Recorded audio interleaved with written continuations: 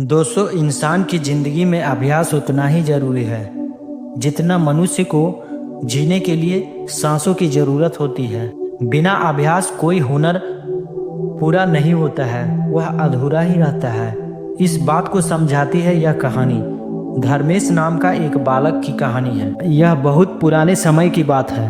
एक छोटे से गांव में एक लोहार रहता था। उसका बेटा धर्मेश था।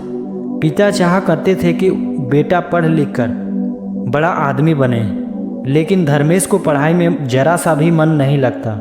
वह अक्सर गलती कर देता, अक्षरों को भूल जाता और गणित की गिनती तो गड़बड़ा ही देता। गांव के बच्चे उसके मजाक उड़ाने लगे क्योंकि वह कुछ जानता नहीं था।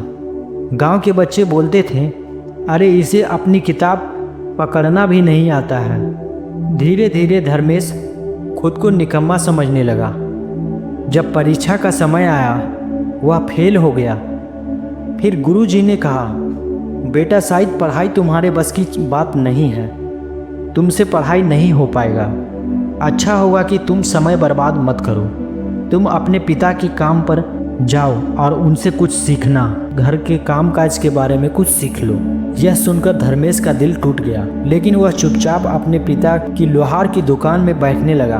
वहाँ पर उसने देखा कि उसके पिता एक लोहे को गर्म कर रहे थे और बार बार लोहे को हथौड़े से मार रहे थे। एक बार मारने से आकार में वह लोहा नहीं आ रहा था। फिर देखा कि उसके पिताजी ने उस लोहे को गर्म करके बार बार हथौड़े मार रहे थे और बार बार इसी हथौड़े के मार से वह लोहा तलवार और हल जैसे औजार में बदल जाता है। यह देखकर धर्मेश बहुत खुश हुआ और वह सोच में पड़ गया, अगर बार बार प्रहार से लोहा बदल सकता है तो मैं बार बार अभ्यास से मेरा दिमाग भी बदल सकता है। यह अपने आप में सोचता है। उस रात उसने ठान लिया कि वह हार नहीं मानेगा। उसने फिर से पढ़ाई शुरू की। उसने फिर से विद्यालय गया। वहाँ पर जाने के बाद वह पढ़ाई को शुरू कर दिया। रोज सुबह उठकर वही पाठ को बार बार दोहराता। गलती होने पर हताश नहीं होता, बल्कि उसे सुधारता। सहपाठी जब खेलने जाते, लेकिन वह खेलने भी नहीं जाता। वह बार बार अभ्यास करता, हमेशा पढ़ता रहता। धीरे धीरे उसे याद होने लगे। वह अक्षरों को अच्छी तरह से पहचान करने लगा। गिनती भी साफ हो गई। वह गिनती भी साफ साफ गिनने लगा। वह पढ़ाई में आगे धीरे धीरे बढ़ता चला गया। साल दर साल मेहनत करते करते वही धर्मेश, जिसे कभी निकम्मा कहा जाता था, गांव का सबसे विद्वान व्यक्ति बन गया। आगे चलकर उसने राज दरबार में विद्वान की जगह हासिल की। लोग दूर दूर से आकर उससे ज्ञान प्राप्त करने लगे।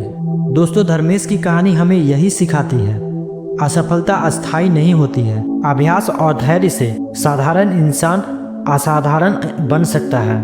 तो याद रखिए, कठोर लोहे को अगर बार बार प्रहार से आकार दिया जा सकता है तो इंसान को भी अभ्यास उसकी असली पहचान दिला सकता है। दोस्तों, ये कहानी आपको कैसी लगी? अगर यह कहानी आपको अच्छी लगी तो वीडियो को एक लाइक कर देना और कहानी सुनने के लिए धन्यवाद।